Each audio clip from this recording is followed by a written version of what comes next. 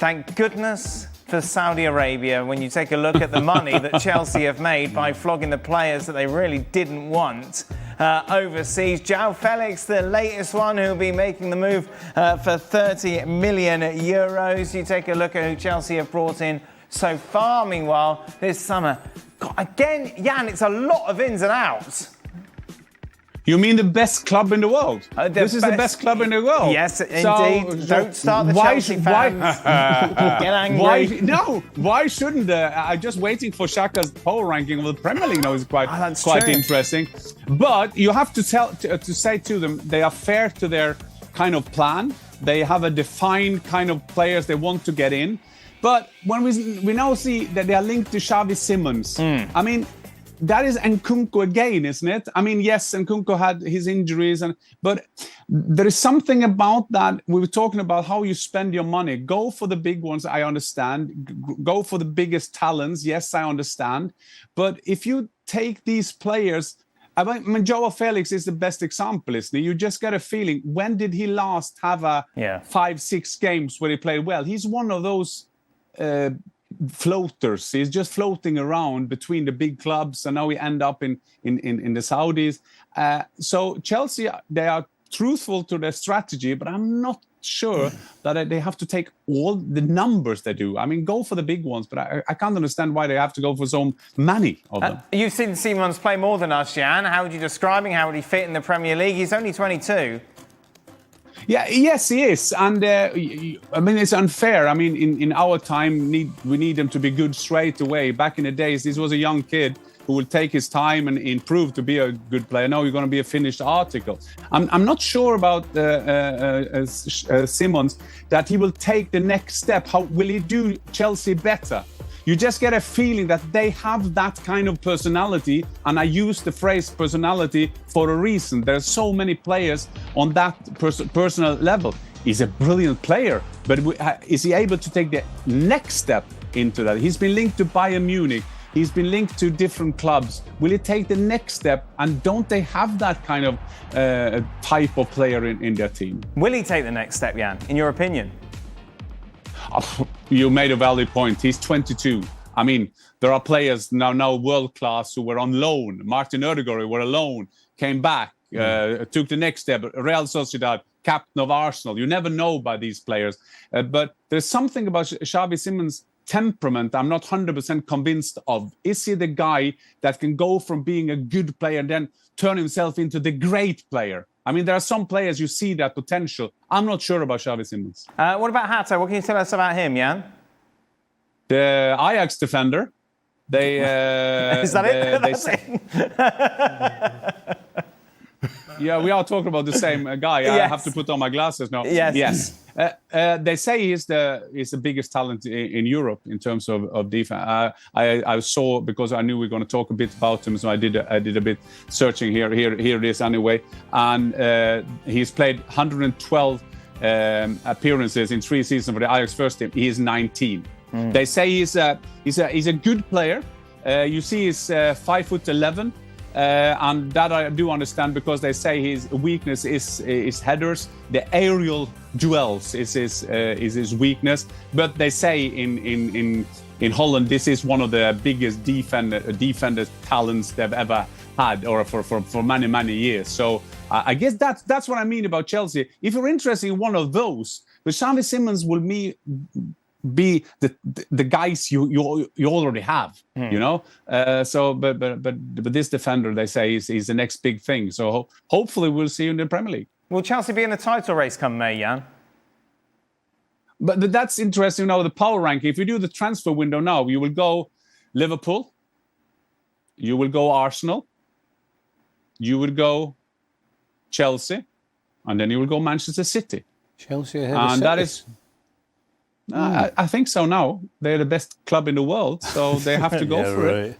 So, yeah, Chelsea got to go for it. I'm not sure. It's interesting, but we will talk much more about this when they're getting close. I know Manchester City, by the bookies, are on third position. But have they improved very much? Do they rely that Rodri is coming back? Is Guardiola taking the next step? If you see PSG, all these teams, intense, not so many passes, going for it, counter-attacks. I mean, when was the last time you saw a counter-attack at Manchester City? It's going to be a very interesting season to see if they are able to make the next step in the trend of football. And we say that in a Pep Guardiola, who is always the guy who were ahead of everybody else. I think it's too easy to put it down only to Rodri for Manchester City to take the next step. So what's more likely, Jan? Chelsea to be in the title race come May, say with 2 or 3 games to go, or Chelsea not making the top 4?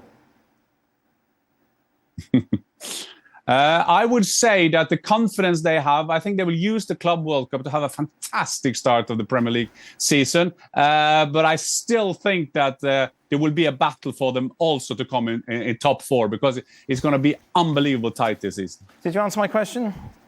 No. No. Would you like to answer the question? No, I didn't get it. No, I'm not sure. I'm not sure. I don't think that Chelsea can take the next step. Right. But I'm sure they're doing a lot of right things at Chelsea at the moment. We have to give them credit for that. And we also have to give them credit, although there are people who don't like this Club World Cup, but the way they played in the final, we have to give them a big compliment for that. And if they can take some of that into the new season, and use that way of their playing, and Maresca can only get better with this team. So young kids will get them to play the way they want. So I can see Chelsea be up there. Yeah, remember Chelsea only won the Club World Cup though because of the pitch, according to Stevie, Chelsea fans. yeah, exactly. I was on that show. Chelsea should move to New Jersey. You should. Commute there. Just a reminder, the ESPN FC on. Right then, Chelsea faithful. Let's have a proper chat about 2 names that have been bouncing around Stamford Bridge corridors lately. We're talking about Xavi Simons and Jorrel Hato, 2 Dutch prospects who've got the transfer machine well and truly spinning. Now, before we dive deep into this one, let's get our bearings straight. Chelsea are coming off a brilliant first season under Enzo Maresca, having just lifted both the Conference League and the Club World Cup. That's proper silverware in the cabinet, and it's got everyone at the Bridge believing again. But here's the thing. Maresca knows this squad needs fine-tuning, especially after watching how they've struggled against certain types of opposition. If you're not already subscribed to our channel, now's the perfect time to hit that button and join our community of proper Chelsea supporters. We're bringing you the latest transfer insights, tactical breakdowns, and everything else you need to stay ahead of the curve this season. Let's start with the elephant in the room. Xavi Simons, the 22-year-old attacking midfielder from RB Leipzig, has been the subject of intense speculation, with Chelsea reportedly in advanced talks and Simons himself opening the door to a Stamford Bridge move. Now, here's where it gets interesting from a Premier League perspective. Simons is undoubtedly talented. There's no debate there. 8 goals and 11 assists in the Bundesliga last season tells its own story. He's got that silky touch, can drift between the lines, and has an eye for a killer pass. But, and this is a massive but, questions remain about his temperament and consistency when the going gets tough. The lad's been floating between PSG, PSV, and Leipzig, never quite settling long enough to truly establish himself as the finished article. Reports suggest Leipzig are asking for around $70 million, which is serious money for someone who's still proving himself at the highest level. From a Premier League readiness standpoint, Simons represents a calculated risk. He's got the technical ability to thrive in English football, but the physicality and pace of our league is a different beast entirely. We've seen plenty of Bundesliga stars struggle to adapt. Just look at some of our own recent signings.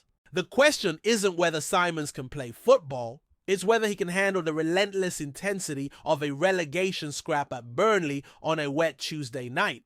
Now, Jorrel Hato presents a completely different proposition. The 19-year-old Ajax defender has reportedly agreed personal terms with Chelsea, with the clubs negotiating over a fee between $44 million and $52 million. At just 19, he's already made over 100 appearances for Ajax and earned full Dutch international caps. That's remarkable for someone who's barely out of his teens. What makes Hato particularly appealing is his versatility. He can play center-back or left-back, which fits perfectly into Maresca's tactical system. His agent has confirmed advanced talks with Chelsea, and Ajax even left him out of their recent preseason squad, suggesting a move is imminent. But here's the crucial question about Premier League readiness. Can a 19-year-old defender handle the physicality and pressure of English football immediately? The Eredivisie, whilst competitive, doesn't quite prepare you for the baptism of fire that awaits in the Premier League. Having said that, we've seen young defenders like William Saliba adapt brilliantly after initial struggles. Hato's biggest strength might actually be his mentality. Captaining Ajax at such a young age suggests he's got the leadership qualities and mental fortitude that could serve him well at Stamford Bridge. Plus, his left-back capability addresses a genuine squad weakness. Marc Cucurella needs proper competition and cover. What's particularly encouraging about both potential signings is how they fit into Chelsea's broader strategy. With Joao Felix reportedly heading to Al Nassr for around $43.7 million, the club are freeing up funds and squad spaces for these younger talents. The timing couldn't be better, really. Maresca has proven he can develop young players, having just guided Chelsea to European success in his debut season. Both Simons and Hato would benefit from his coaching style, which emphasizes technical development and tactical intelligence. From a Premier League readiness perspective, both players present different challenges. Simons needs to prove he can be consistent over a full campaign in a league that gives you no time to switch off. Hato needs to show that his Ajax performances translate to a more physical environment. But here's what gets me excited about both potential signings. They represent the kind of smart, forward-thinking recruitment that successful clubs make. Neither is the finished article, but both have the raw materials to become world-class players under the right guidance. The broader question for Chelsea fans is whether we're building something special here.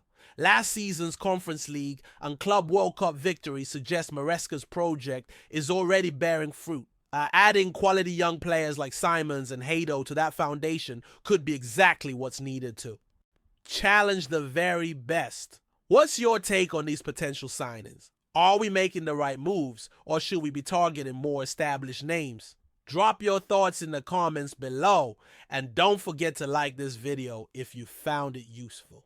The transfer window's heating up, and these next few weeks could define Chelsea's season before it even begins. Stay tuned for more updates as these stories develop.